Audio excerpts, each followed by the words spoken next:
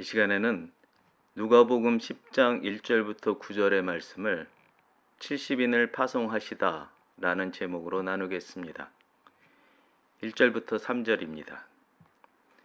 그 후에 주께서 따로 70인을 세우사 친히 가시려는 각 동네와 각 지역으로 둘씩 앞서 보내시며 이르시되 추수할 것은 많되 일꾼이 적으니 그러므로 추수하는 주인에게 청하여 추수한 일꾼들을 보내주소서 하라.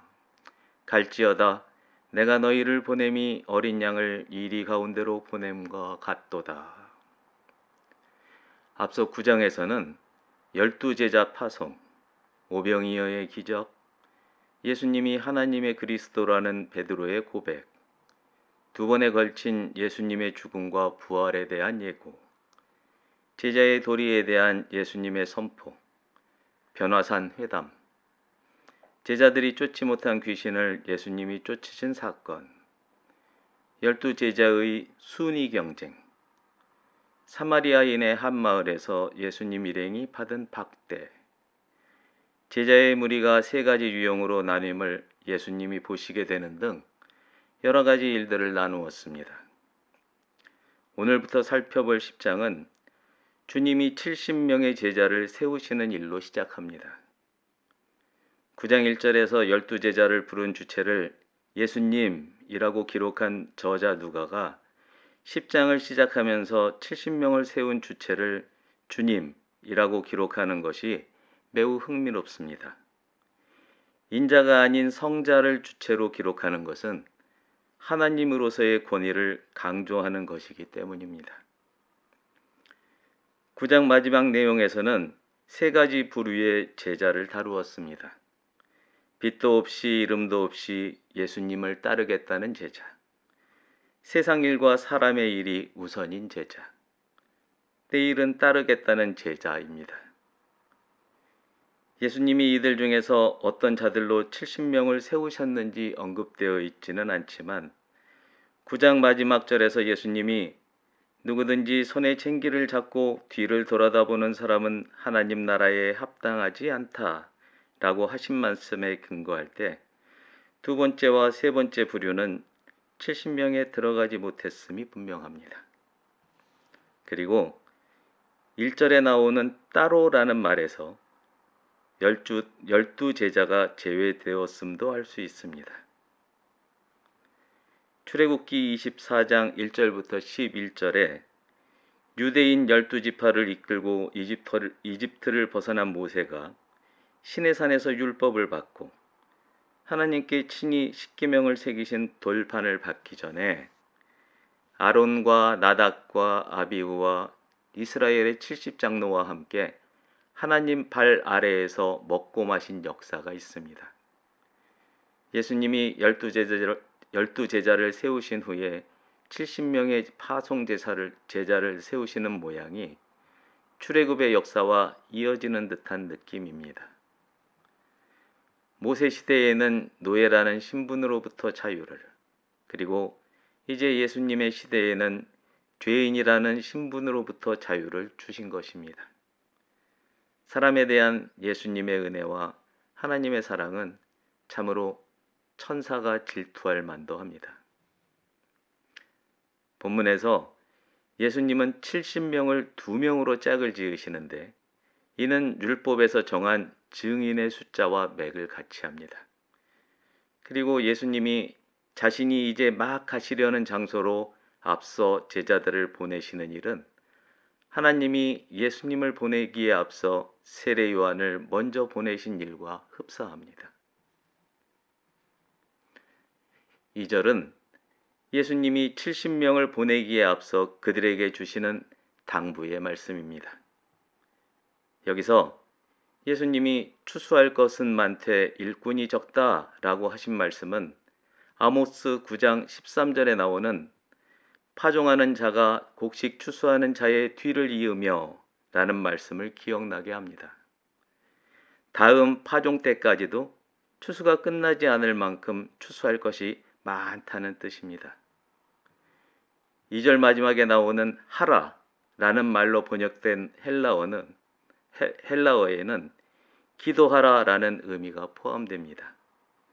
그러므로 이 말씀은 파송받은 자들이 하나님께 드릴 기도의 내용입니다. 하나님, 예수님, 곧 하나님의 나라를 이 땅에 보내셨으니 사람들이 예수님을 차지하게 도울 일꾼들을 예비해 주세요 라고 기도하라는 것입니다. 3절은 70명을 보내는 예수님의 심정입니다. 12제자만 놓고 봐도 예수님의 근심이 얼마나 크실지 짐작할 수 있습니다. 성자의 권위로 70명을 세웠다고는 하지만 현실적으로 이들의 영적 상태는 부족해도 한참 부족합니다. 인자이기도 하신 예수님의 심정이 안타깝기 그지없겠지만 위로를 삼을 만한 예수님의 말씀이 누가복음 9장 24절에 있습니다. 누구든지 제 목숨을 구하려고 하는 사람은 잃을 것이요 누구든지 나를 위하여 제 목숨을 잃는 사람은 목숨을 구할 것이다. 예수님을 위해 죽는 게 곧 사는 길입니다. 이 진리를 믿는 여러분과 제가 되기를 주님의 이름으로 축복합니다. 4절부터 6절입니다.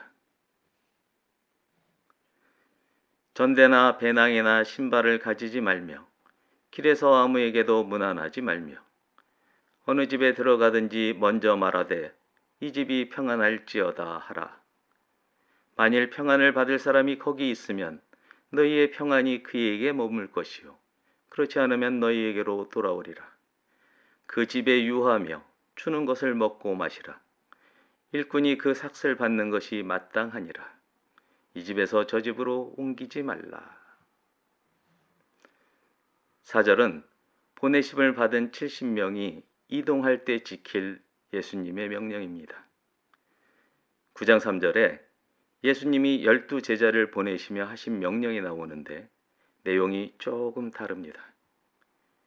12제자에게는 지팡이와 배낭과 양식과 돈과 두 벌 옷을 지니지 말라고 하셨는데 70명에게는 전대와 배낭과 샌들을 지니지 말고 길에서 누구를 만나도 문안하지 말라고 하십니다. 둘을 비교할 때 전혀 다른 부분은 길에서 누구에게도 인사하지 말라고 하신 것입니다. 지인과 인사 나눌 시간도 아껴야 한다는 점에서 12제자 파송 때와는 달리 상황의 시급성을 보여줍니다. 5절과 6절은 도착하는 성읍에서 거처를 정하는 것에 관한 명령입니다.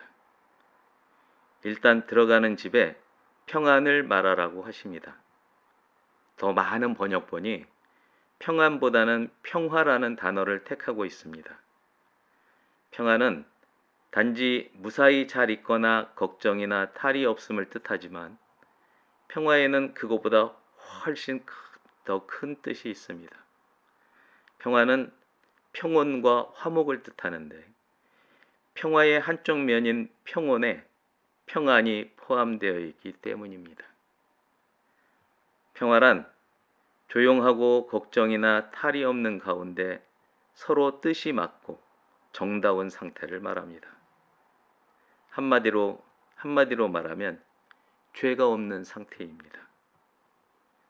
하나님이 만드신 창조의 세계, 하나님이 좋았더라 하신 그 상태입니다. 평화라는 인사는 그 집에 하나님의 나라를 선포하는 것입니다. 70명의 신분을 고려해 보면 그들은 예수님, 곧 하나님 나라의 사자들입니다. 따라서 그들은 이미 평화 안에 있습니다. 들어간 집에 사자들이 선포하는 평화를 받을 만한 사람이 있으면 그 평화가 그에게 머물게 됩니다. 우리 성경에는 사람이라고 표현되어 있지만 헬라어 성경에는 아들이라고 표현되어 있습니다. 그러니 여기서 평화를 받을 사람이란 하나님이 미리 준비하신, 그래서 하나님의 나라를 품고 있는 이미 하나님의 아들인 사람을 말합니다. 아마도 이 아들은 예수님이 말씀하신 추수할 일꾼임에 틀림없습니다. 만일 그 집에 평화를 받을 사람이 없더라도 평화를 말한 사람에게는 손해볼 일이 없습니다. 그 평화가 그에게로 돌아와 갑절이 될 것이기 때문입니다. 이어지는 7절은 평화의 인사를 받은 집을 만난 경우 그곳을 거처로 삼되 지켜야 할 행동 거지에 대한 예수님의 명령입니다. 예수님 말씀에 앞서 거처라는 말의 뜻을 살펴보겠습니다. 거처란 한 군데 정하여 두고 늘 기거하는 곳이라는 뜻입니다. 예수님의 사자들이 우연히 만났다고 여길지도 모르는 그 거처가 실상은 앞에서 말한 바와 같이 하나님이 이미 예비하신 곳입니다. 예수님의 사자로서 추수의 최전방에서 애쓰는 일꾼에게 하나님이 베푸신 호텔입니다. 먼 옛날 우리 문화에서는 호텔을 주막이라고 했습니다. 숙소는 잠자리만이 아니라 먹고 마실 것을 같이 제공합니다. 하나님의 일을 하면, 다시 말해 그의 나라와 그의 의를 먼저 구하면 나머지 필요는 하나님께서 다 채우십니다. 이 필요를 채워주시는 것이 일꾼의 삭시라면 삭시입니다. 거처는 한 곳이라는 사실을 잊으면 안 됩니다. 하나님이 예비하신 거처를 찾으면 계속 그곳에 머물러야 합니다. 청하는 손길이 있다고 거처를 옮기는 일을 예수님은 허락하지 않으십니다. 8절과 9절입니다. 어느 동네에 들어가든지 너희를 영접하거든 너희 앞에 차려놓은 것을 먹고 거기 있는 병자들을 고치고 또 말하기를 하나님의 나라가 너희에게 가까이 왔다 하라. 8절과 9절은 거처가 정해진 동네에서 지켜야 할 일에 대한 명령입니다. 거처가 정해졌다고 해서 그 동네가 예수님의 사자를 반드시 영접할 거라는 기대는 금물입니다. 타락의 대명사인 소돔에서는 아브라함의 조카 롯의 집만이 천사를 영접했습니다. 동네에 들어갔을 때 거처를 먼저 정해야 하는 것은 그 동네 사람을 통해 예수님의 사자가 왔다는 사실을 알리게 하려는 것입니다. 그 동네가 사자들을 영접하는 경우 빠질 수 없는 것이 먹는 일입니다. 왜냐하면 음식은 곧 환대를 뜻하기 때문입니다. 그러므로 차려놓은 음식을 거부하는 것은 그들의 환대를 거절하는 게 됩니다. 환대를 거절하고 사귐을 기대할 수는 없습니다. 9절은 영접하는 동네에서 예수님의 사자들이 해야 할 일에 대한 명령입니다. 사자들은 지닌 것이 없습니다. 지닌 것이라고는 예수님의 이름뿐입니다. 예수님의 이름으로 병자를 고치는 것 말고 예수님이 메시아임을 증명할 다른 수단이 없습니다. 말씀으로 무엇을 이루는 일은 말씀으로 천지를 지으신 하나님의 일이기 때문입니다. 더 중요한 사명은 하나님의 나라가 도래할 것을 선포하는 일입니다.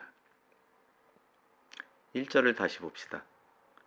예수님은 곧 가시려는 성읍에 사자들을 앞서 보내셨습니다. 이제 예수님의 사자들이 그들을 영접한 동네 사람들의 마음에 먼저 내어놓은 길로 예수님이 오실 것입니다. 말 그대로 하나님의 나라가 오는 것입니다. 하나님의 나라가 온다고 모든 사람이 그 백성이 되지는 않습니다.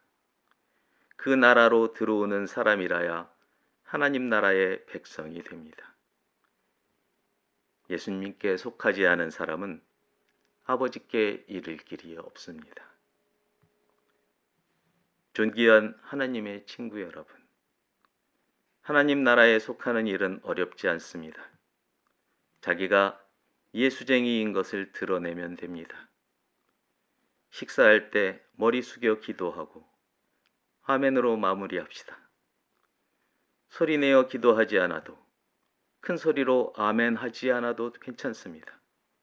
그리고 작은 예수의 모습으로 살아갑시다.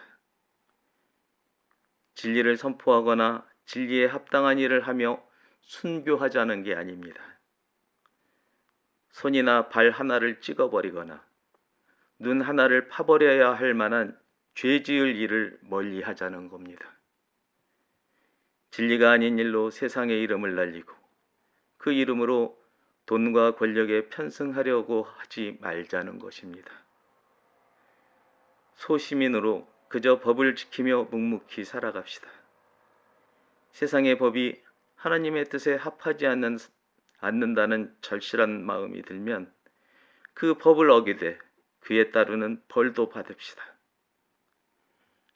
하나님은 결코 우리의 능력을 벗어나는 일을 하라고 하지 않으십니다.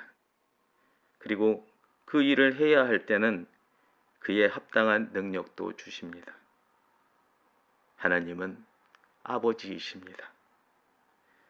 언제나 하나님의 아버지가 되시는 여러분과 제가 되기를 주님의 이름으로 축복합니다.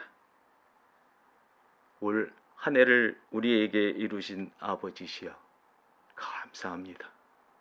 기도하겠습니다.